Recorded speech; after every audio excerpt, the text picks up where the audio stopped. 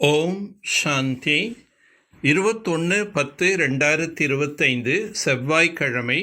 வாணி தரும் வசந்தம்.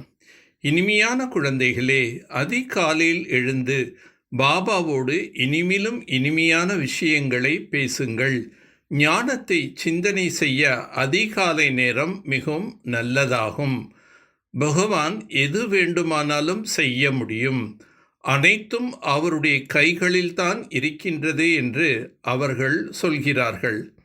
நான் நாடகத்தின் கட்டுக்களால் கட்டுப்பட்டிருக்கின்றேன் என்று பாபா கூறியுள்ளார் என்பதை நீங்கள் தெரிந்துள்ளீர்கள். நாடகம் சர்வசக்திவான் ஆகும். பாபாவை சர்வசக்திவான் என்று ஏன் சொல்லப்படுகின்றது என்றால், அவரிடம் அனைவருக்கும் சத்கதி அளிப்பதற்கான சக்தி இருக்கின்றது. ஒருபோதும் யாரும் அபகரிக்க முடியாத ராஜ்யத்தை ஸ்தாபனை செய்கின்றார். பாபா கூறுகின்றார், அனைத்தும் நாடகத்தின்படி நடக்கின்றது. நான் எதையும் செய்வதில்லை. நானும் கூட நாடகத்தின் பந்தனத்தில் கட்டுப்பட்டிருக்கின்றேன். நீங்கள் தந்தை நினைவு செய்வதன் மூலம் சர்வ சக்திவானாக ஆகிவிடுகின்றீர்கள். தூய்மையாக ஆகுவதன் மூலம் தமோ பிரதானத்திலிருந்து சத்தோ பிரதானமானவர்களாக ஆகிவிடுகிறீர்கள். இது ஆரம்பம் முடிவுமற்ற அனாதியான உருவாக்கப்பட்ட அழிவற்ற நாடகம் என்பதை யாரும் புரிந்து கொள்வதில்லை. இது ஆரம்பம் முதல் இறுதி வரை திரும்பி நடந்து கொண்டே இருக்கின்றது. நீங்கள் சினிமாவை ஆரம்பத்திலிருந்து இறுதி வரை பார்த்துவிட்டு பிறகு இரண்டாவது முறை திரும்பி பார்த்தீர்கள் என்றால் கண்டிப்பாக சக்கரம் அப்படியே திரும்பவும் சுற்றும். சிறிதும் கூட வித்தியாசம் இருக்காது. அதுபோல்தான் இந்த நாடகம் மீண்டும் மீண்டும் சுழல்கின்றது. அதிகாலையில் பாபாவோடு பேசுவதனால் மிகுந்த மகிழ்ச்சி ஏற்படுகின்றது. பாபா தாங்கள் உயர்ந்த ராஜ்யத்தை ஸ்தாபனை செய்வதற்காக எவ்வளோ நல்ல நல்ல யுக்திகளை கூறுகின்றீர்கள். நாங்கள் அதன்படி நடப்போம்.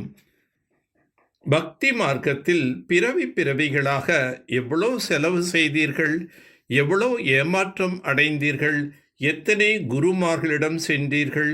இப்பொழுது அரைக்கல்பத்திற்கு எந்த குருவிடமும் செல்ல மாட்டோம். சாந்தி தாமம் சுகதாமத்திற்கு செல்வோம். மனிதர்கள் எவ்வளோ கீழானவர்களாக ஆகிக்கொண்டே செல்கின்றனர். மனித உலகம் வளர்ந்து கொண்டே செல்கின்றது. பக்தியும் வளர்ந்து வளர்ந்து தமோ பிரதானமாக ஆகிக்கொண்டே செல்கின்றது. இங்கே நீங்கள் இப்போது சத்தோ பிரதானமானவர்களாக ஆகுவதற்கான முயற்சியை செய்கிறீர்கள். இப்போது உங்களுக்கு ஞானத்தின் 3வது கண் கிடைக்கின்றது. பாபா 3வது கண் கொடுப்பதற்கான கதையை கூறுகின்றார். இதைத்தான் தீஸ்ரீ கதா என்று சொல்லிவிட்டார்கள்.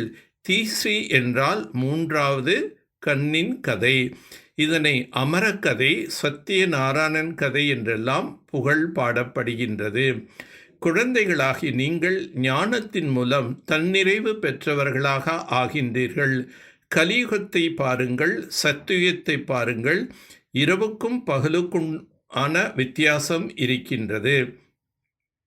பழங்கால ரிஷி முனிவர்களுக்கு எவ்வளோ மரியாதை இருக்கின்றது. ஆனால் அவர்கள் கூட உலகத்தின் முதல் இடைக்கடையை தெரிந்திருக்கவில்லை. அவர்கள் அட்டயோகிகளாக உள்ளார்கள். மற்றபடி அவர்களிடத்தில் தூய்மையின் சக்தி இருக்கின்றது. அதன் மூலம் பாரதத்தை நிலைநிறுத்துகின்றார்கள். இல்லை என்றால் பாரதம் என்னவாகி இருக்கும் என்றே தெரியாது.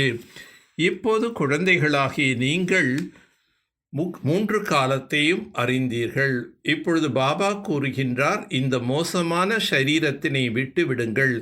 தேகம் உட்பட முழு உலகத்தையும் மறந்து விடுங்கள்.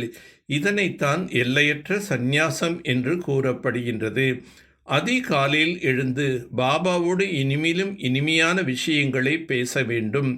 தினமும் குஷி என்னும் டானிக்கை அறிந்து கொண்டே அத்தீந்திரிய சுகத்தை அனுபவம் செய்ய வேண்டும். சத்திய ராஜ்யத்தை ஸ்தாபனை செய்வதில் பாபாவுக்கு முழுமையான உதவியாளர்களாக ஆவதற்காக தூய்மையாக ஆக வேண்டும். நினைவின் மூலம் விகர்மங்களை அழிக்க வேண்டும். உணவை கூட மிகவும் சுத்தமான உணர்வோடு தயாரிக்க வேண்டும். தெய்வீக குணங்களுக்கு அழைப்பு கொடுப்பதன் மூலமாக அனைத்து அவகுணங்களும் ஆகுதி கொடுத்துவிடக்கூடிய திருப்தியான ஆத்மா ஆவீர்களாக.